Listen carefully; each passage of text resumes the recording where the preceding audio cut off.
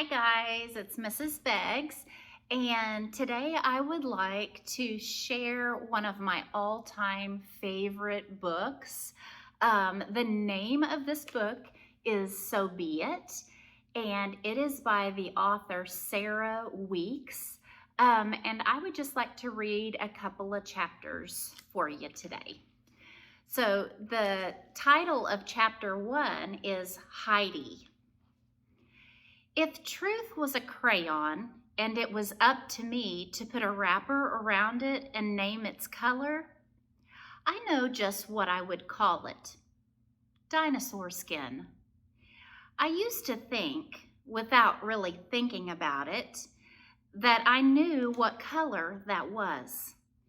But that was a long time ago, before I knew what I know now about both dinosaur skin and the truth.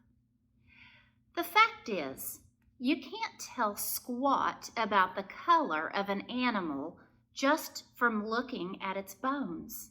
So nobody knows for sure what color dinosaurs really were. For years, I looked at pictures of them, trusting that whoever was in charge of coloring them in was doing it based on scientific fact. But the truth is, they were only guessing. I realized that one afternoon, sitting in the front seat of Sheriff Roy Franklin's squad car, the fall before I turned 13. Another thing I found out right around the same time is that not knowing something doesn't mean you're stupid. All it means is that there's still room left to wonder. For instance, about dinosaurs. Were they the same color as the sky the morning I set off for Liberty? Or were they maybe the same shade of brown as the dust my shoes kicked up on the driveway at Hilltop Home? I'd be lying if I said that given a choice, I wouldn't rather know than not know. But there are some things you can just know for no good reason other than that you do. And then there are other things that no matter how badly you want to know them, you just can't. The truth is, whether you know something or not doesn't change what was. If dinosaurs were blue, they were blue. If they were brown, they were brown, whether anybody ever knows it for a fact or not. Chapter 2, Debt. One thing I knew for a fact from the time I knew anything at all was that I didn't have a father. What I had was Mama and Bernadette. And as far as I was concerned, that was plenty. Bernadette started off being the next door neighbor, but that didn't last for long. My mother loved me in her own special way, but she couldn't take care of me herself because of her bum brain. Bernie once explained it to me by comparing Mama to a broken machine. All the basic parts are there, Heidi, and from the outside, she looks like she should work just fine. But inside, there are lots of mysterious little pieces, busted or bent or missing altogether. And without them, her machine doesn't run quite right. And it never would. Bernadette understood about Mama. She knew how to talk to her and how to teach her things. The trick with Mama was to do things over and over the exact same way every single time until she got it. That's how Bernadette taught Mama to use the electric can opener. Every day for weeks, she brought over the cat food cans and opened them in front of Mama. "Watch me, precious," she'd say. "Lift up, put the can under, press down, listen to the hum, done. Pretty soon Mama was saying the words along with her. Well, not all of them, but she'd nod her head and say, done, when the part came.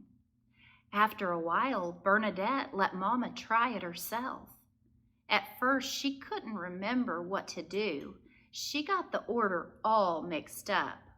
But Bernie kept working with her and talking softly to her.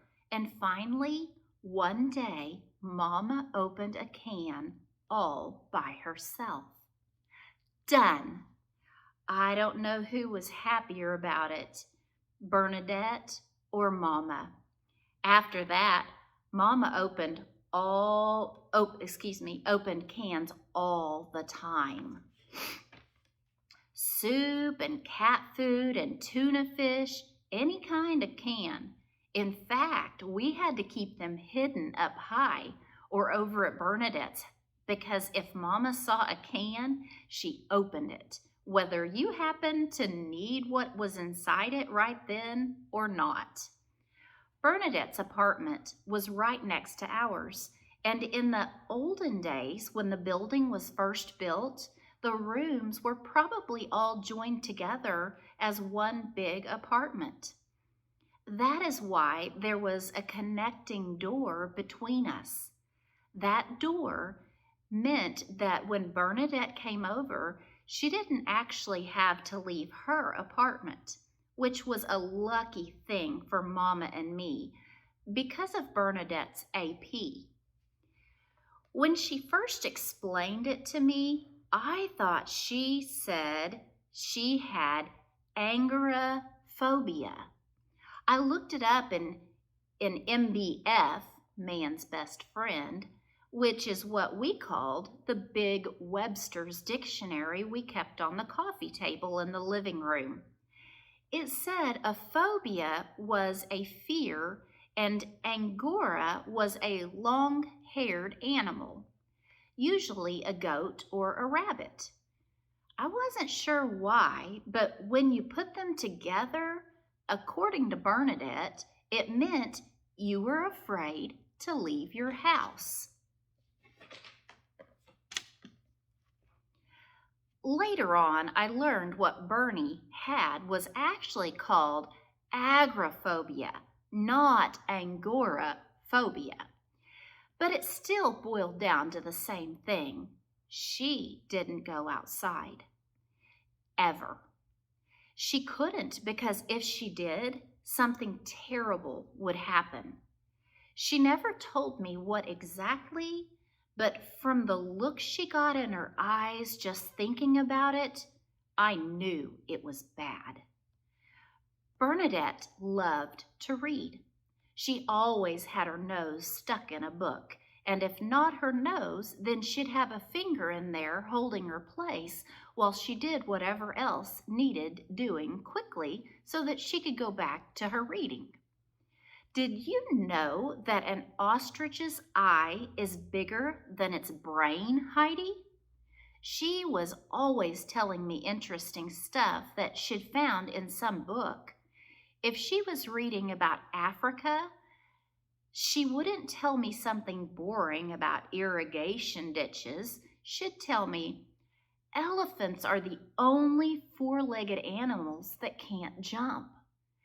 Every night, as far back as I can remember, Bernadette read out loud to me before I went to sleep. The two of us would tuck Mama in together, and then Bernie would come in and sit on my bed and read to me until I couldn't keep my eyes open anymore. She read to me Charlotte's Web and The Little Prince, parts of the Bible, and Zen philosophy.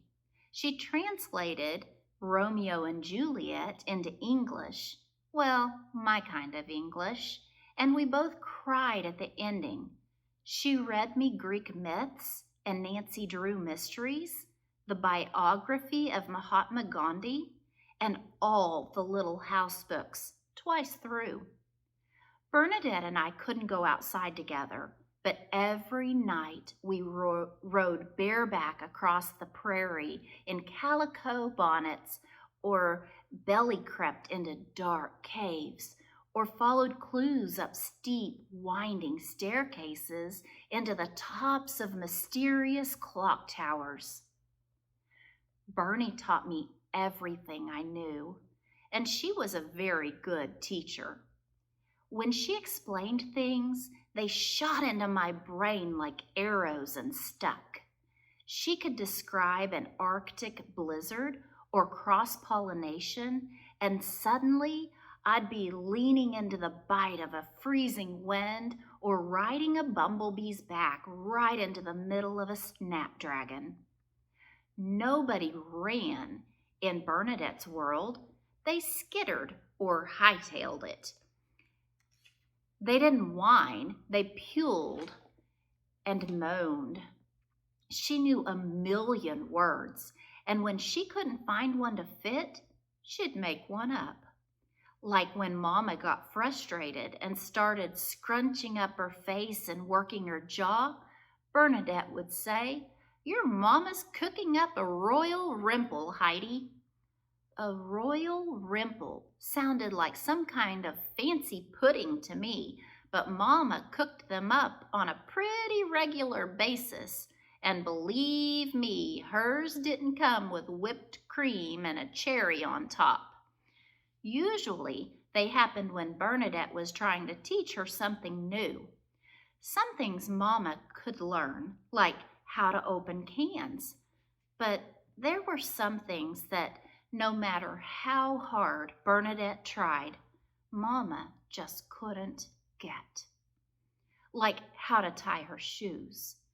Right over left, snake in the tunnel, pull tight, make loops. Right over left, snake in the tunnel, pull tight, done.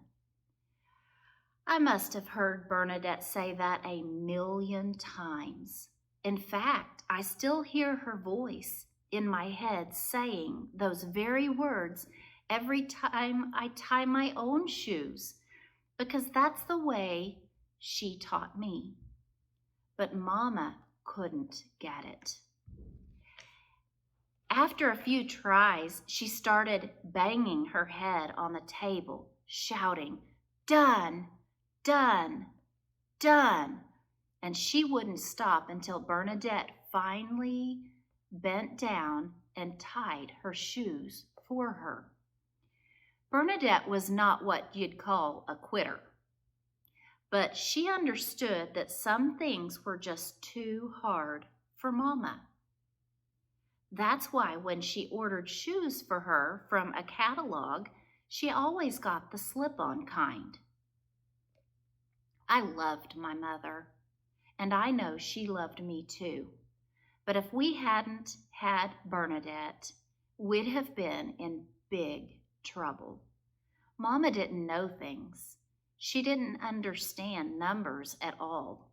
She couldn't tell time or use money or the telephone. She only knew one color, blue.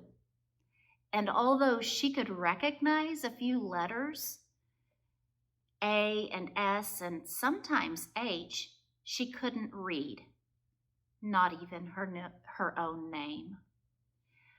Bernadette taught me how to read and write when I was 5. She said I took to it like a duck, which I remember thinking was a strange expression. I'd never heard of a duck that could read. But if Bernadette had told me there was such a duck, I would have believed her without hesitation. As far as I was concerned, she knew everything there was to know. But that was before I left Reno in search of a 4-letter word and discovered along the way that people know only what they know and nothing more than that.